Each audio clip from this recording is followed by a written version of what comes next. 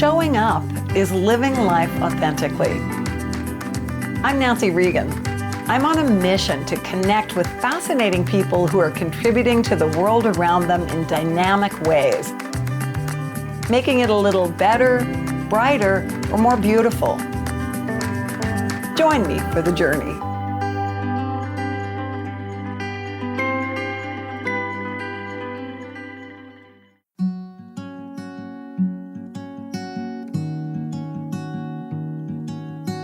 Today I'm showing up in the lives of my friends Kristen and Mike. She's an artist, he's a musician. They live in this very cool creative house where they both do their own kinds of art, and they also in their own ways contribute to the world around them.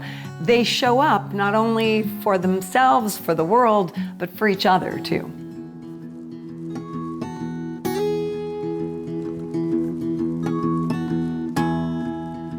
Because I've known Kristen for longer and I know her better, I understand how giving she is, but I've only recently realized that Mike has this incredible spirit of generosity as well. He recently met this young musician, Jackson Weldon, and identified him as being uber talented, so he's become his mentor. Give me your ears, let me sing you a song. I've got something that needs off my chest. These are the words, nothing more, nothing less. I like it when you're next to me. I like it when you're next to me. Oh, I like it when you're next to me, next to me. Kristen told me about her interesting path from politics into being a full-time artist.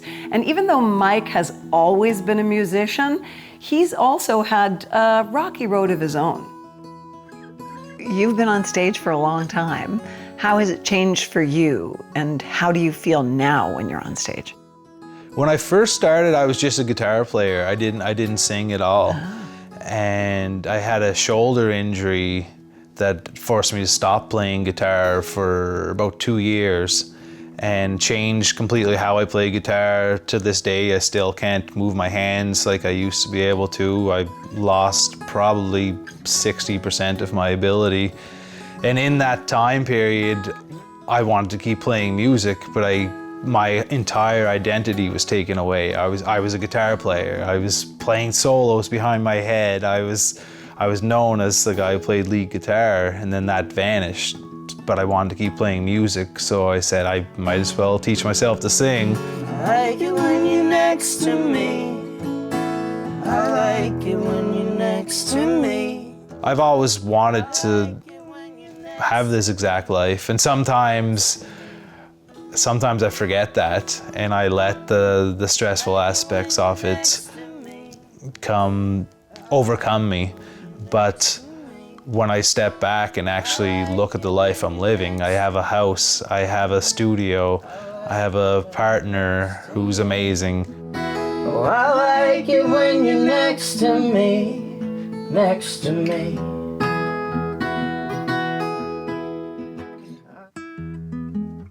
Podcasts have played an interesting role in my friendship with Mike and Kristen because I met them when they came on as guests on my podcast, and then they had me on as a guest. And today I'm going to drop in as they record a podcast with a dynamic young woman named Bryn. So we're welcoming Bryn Knickel here today, and we actually had a conversation before you came over about the pronunciation of your last name to see, do we in fact pronounce the K? You do. It's most people call me Nickel. Actually, I get Brian Nickel a lot, and I'm like, not quite, but Do I at look this like a point, Brian? right? Do I look like a Brian? I don't think so. But anyways, yes, Bryn Knickel, you got it spot on. So we had this woman, as Mike's explaining, coming in who ended up being just the friendliest Nova Scotian that you could possibly imagine. And she kind of reminded us of our friend Nancy, who just happens to be here today. And we'd like to invite her in, if you're okay with that. Yeah, of course. Come on in, Nancy. I get to play with you guys now. She is. Dying to come in. Our bestie Nancy. Hi, Bryn, by the way, officially. Yeah, hello officially. Podcasting, I believe, was originally Mike's idea that he wanted to start a podcast, but we thought it would be an interesting angle to launch the show with the angle of me leaving this job and wanting to speak with other people who were maybe taking a risk in their life, who were creative, who were living in an alternative way of some sort. We just absolutely loved telling other people's stories. Okay, these guys knew that I am so curious that there's no way I could come in and just sit and be quiet. You're taking over. Now I'm leaning into Mike's mic, and I'm so excited to talk to you. And one of the things I would love to talk to you about, I have a prop here. Are you ready? Dun, dun, dun, dun. Oh. Okay, this is so cool. I'm going to be very careful, Kristen. It's very sharp. Don't look so scared. It's really sharp. It's a true sword.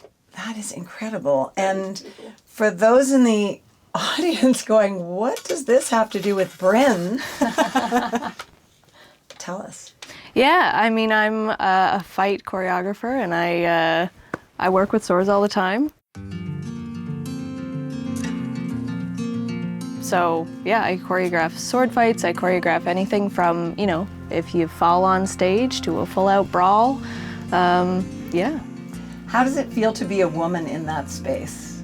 Honestly, super, super empowering. I feel that's kind of what got me into it too. When I first started doing some fight choreography, I was like, I feel like the best version of myself right now. And it really just brings out the most like powerful version of a lot of people, which is cool. Warrior goddess. I got warrior on right here. Yeah, I'll take the goddess though. How cool is it that we get to drop in on a podcast recording, but we also get such an interesting guest? You know, here's Bryn visiting from LA, and she's planted on the couch in the same place that so many of their other guests, including me, have been. And she's finding out how fun and playful it is to be in a podcast recording with Mike and Kristen. It's so primal, especially having a weapon like a sword rather than a gun or something more modern. Like it's even more human to be coming from that place, I imagine. Yeah, and I think the thing that I like about it too is that not just like, because obviously fighting has a little bit of aggression to it. You do have to like, you know, incorporate that into the choreography. That is the story that we're telling. But something about the movements as well of like, how does this character move? If the character is feeling a little scared, how does that inform how they fight? Or if the character is like this big, powerful, like no one can defeat me kind of person, how does that inform their movements as well? Yeah.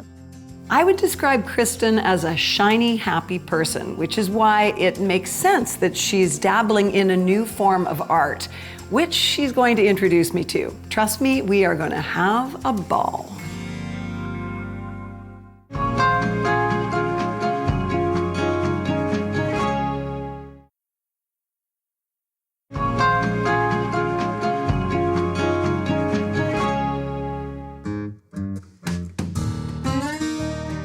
Okay, how much do you love this house?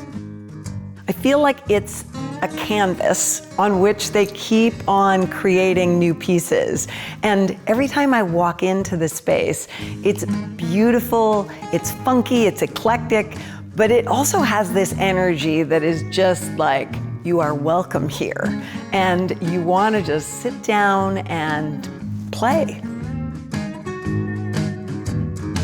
I love that there's this like disco ball. What? I know. The disco ball Magic. is like a new kind of art that I'm trying. My inner child is like dying to play. You want to make a disco ball of your own? Yes. We'll change into our paint Yes. clothes and get a little messy in here. I brought just the right shirt. So we're gonna make a disco ball. I've sketched out sort of how that looks, and it might be fun for you to do a paper sketch first. That's often what we do in art before you transfer to canvas. Yep. So why don't you go ahead and just draw a circle, because that's gonna be what your base is. Doesn't matter how big. So I'm going to be authentic with you by saying, right away I can feel myself get a little nervous. You got isn't that this. funny? Draw a circle on a piece of paper and I start to get nervous. A circle? So I'm going to look at... So start by the easiest way for a disco ball is to draw a line straight down the middle. That can be any direction because a circle is forgiving that way. Boom. And now you want to go on both sides and start making your arches. Perfect. And, you know, one practice of mine... Yeah, and you want them just, rather than meet here every time, to bring it up a little bit. Yeah, that's why bring we... it up. Exactly. Oh, yeah, So you have those squares. But they meet here? They meet like ever so slightly above every interesting. time. You'll see kind of on this one, squares. because that's like the little pieces of mirror that it would be. That's why we draw it first. One of my practices now is to actually make myself do things imperfectly. And I'm not saying that to make excuses for this, but it's powerful me. It's powerful for me for therapy because for so long I was so strict with myself in terms of not making mistakes and judging myself harshly when I did. Oh, see, there's a good mistake. Art's a good way to practice that life philosophy, really. Yeah. It's very representative of that way of living.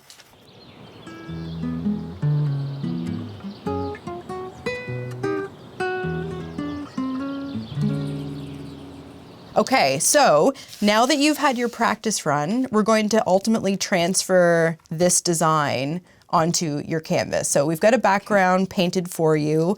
If I was using a blank canvas, I would just use acrylic paint and give myself just some color. This is a practice pad, so you're all set to go, but you're gonna be using this tool, which is a paint marker. So just to bring the paint down, you're gonna kind of dab it. You can see that's coming out. And you're gonna recreate more or less this pattern on this canvas. Okay, because right away I'm like, how is this a canvas? That's a canvas. This is dark. How is it gonna show up? Anything's a canvas. Okay, so, and I know what I'm doing now. Yeah, and it doesn't have to be moves. dark. It's just so that you have that grid because we're gonna go in and paint those squares. See. Yep. So why don't you choose 3 or 4 colors? Doesn't matter what they are. We'll keep it really easy today. I'm very predictable. So I always, when I paint, I always go to a royal blue, but this purple will do the trick for me. Okay, so other choices. So honestly, just getting paint on my finger Feels good. takes me back to when I was 8 years old. I do not feel like I'm 58. All of a sudden I feel like, oh, okay, now it's time to play. Nancy is a natural creative. She is open-minded, she's willing to make mistakes, she understands that art doesn't have to be perfect. So she was a great student to have in the studio. We just had fun together. We just hung out and we were able to have a very natural conversation while she was creating, which I think speaks to the ease that she has as a painter. I know a lot of people struggle maybe to call themselves an artist, but I know that Nancy really understands this idea of just letting it be, letting the creativity flow through you, and it's just a joy to always be around her. She's such a fun friend to have around making an art project. I also love it when you can see how the paint is going on and there's like you see both colors in there. Yes, you know? you're a natural, honestly. What I love about painting, honestly, is that it makes me feel like I'm meditating. So many adults are walking around trapped in this idea that I'm not artistic. But if toddlers can do it, then everybody can do it. It's just that we've locked it away. Over and over and over again will you hear the advice that the best art, which I would agree with, is from this place of purity if you're able to maintain that. Sometimes it puts a different pressure on it when it becomes your job or your work, but it's something that Mike and I both try to really recalibrate at times and ensure that we're coming at it from a place that it's still fun. This feels kind of like more abstract to me, which is super cool. And you can go in with the white to add like the light highlights of what you would if you want it to be more realistic. And but I like like this even chunkiness, dragging I it love through that. the chunk. The chunkiness is good. That is something for me that feels really good when, like, I'm not a kind of painter that will be, nice and tidy. That's why I like the heavy-bodied paint. Look at that. It's beautiful, amazing. And once this dries, we'll put the little accent lines on and you'll have your very own disco ball. Yeah, it's so Good. Thank you so much.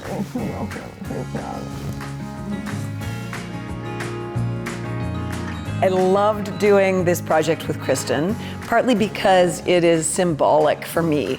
I used to worry so much about everything being perfect, and this just felt loose and easy and really imperfect, and that's the kind of person I want to hang out with. So when you become a full-time artist, it makes sense that you eventually create a gallery space. That's exactly what Kristen set out to do.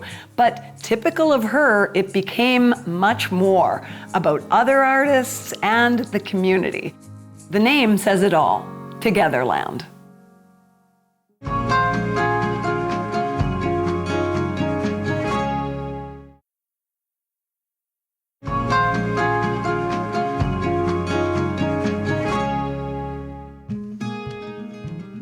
The name Togetherland is just perfect because it's so much more than an art gallery. It's a place of connection. The moment I heard about this project from Kristen, I was so excited because not only does it celebrate creativity, in a time of great disconnection, it brings people together. Okay, so I love the fact that this was originally meant to be an art gallery for you, and then it morphed, and then look at this gorgeous wall. And the message, for me, is huge. Tell me why you called it this. Well, Togetherland really captures this idea of it being a shared space. It's a community hub. We're meant to be together in person, hanging out. I right away thought, oh, that's about the journey of life and that we're always getting better. And we're doing it together. It's that sense of connection that's fundamental, right, to human beings. Yeah. And you're giving people that sense of connection, but you're also shining a light on other people's talent. So it was supposed to be a gallery for Kristen Harrington, but what is it now? Well, that's just it, Nancy. I mean, yeah, my artwork is here, it's part of the space, but we very quickly learned featuring and showcases the voices of others is really what started to light us up. Yes. So let's put it in lights, we're better together. I am inspired by not only the artwork in this space, but the energy that it holds because of the meaning, the way that it's bringing together the creative beings who come here, but also the people who appreciate the creativity that they are putting into the world. And I feel like it would be hard to come into this space and not be your most authentic self. Creating this container that allows them to show a piece of their own creativity, that's a gift. To me, that's giving people the opportunity to show up as their most authentic selves. Okay, so this is an amazing representation of the kind of painting you're known for, and I'd love to know what took you in this direction. Where did it start? The style itself, I stumbled upon, I would say. I was just experimenting. We just moved into our new house and there was an art studio there. We were very fortunate. The former homeowner was an artist. So I was just playing around and I thought, oh, look how cool it is when you mix these liquidy paints together. Look at the design that happens.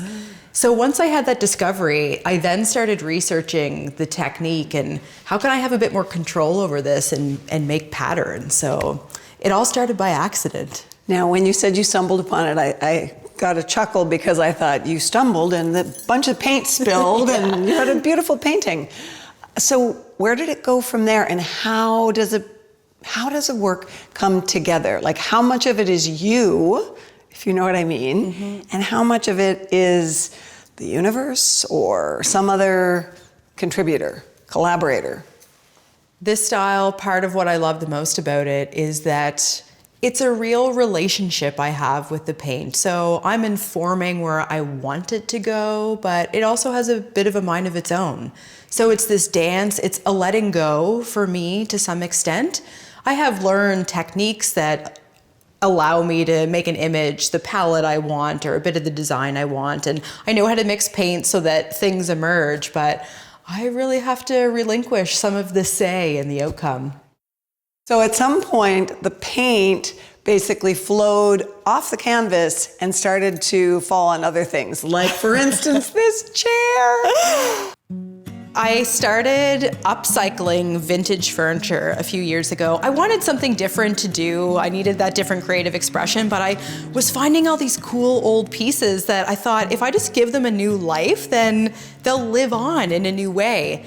So all of my pieces are vintage and named after a special senior citizen in my life. Is that incredible? What is this one called? So this piece is called the Earl chair, named after my grandfather, Earl. Okay, and I almost feel like, first of all, it's very soft. It's so, I don't know what the material is, but it's so, in such a tactile way, it's so comforting. And the idea that it is recycling. Exactly, and while the fabric I use is made in Canada, so I try to stick with all of those key points, and sometimes these pieces I acquire, I wonder what would have happened to it otherwise. It would have just been thrown away, so I'm happy to give it a second chance. Yeah. Okay, guys, put this on the truck, please. How could we possibly leave it here?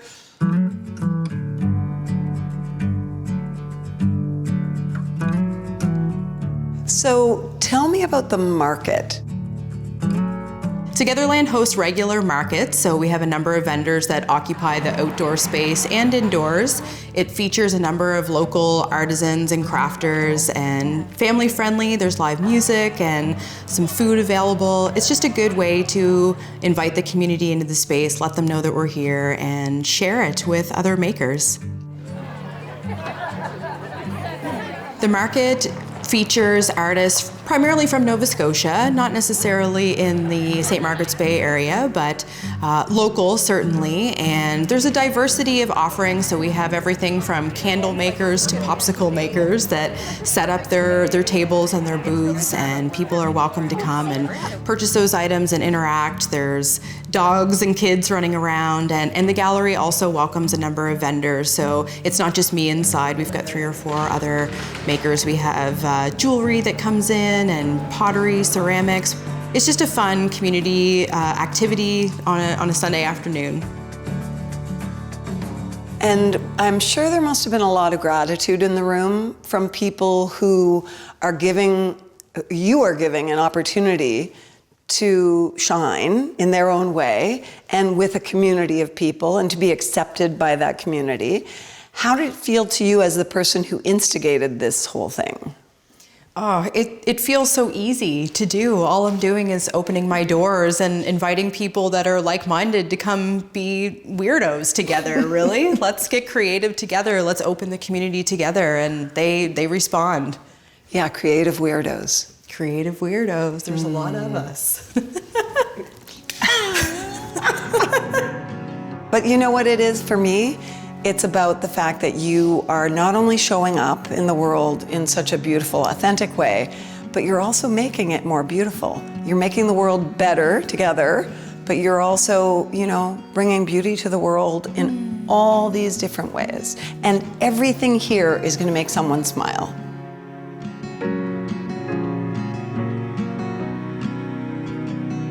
Thanks for all the beauty. More natural, huh? Thank you. Yeah, thank you.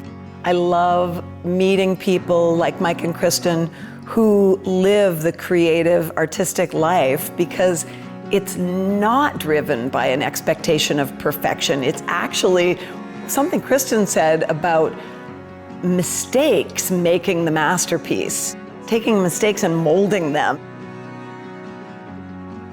And when I hang out with people like Kristen and Mike, I just am rooted more firmly in my desire and my commitment to say, yeah, I want to show up in the world. And that means living my life authentically, but it also means really having a purpose and trying to make the world a little better.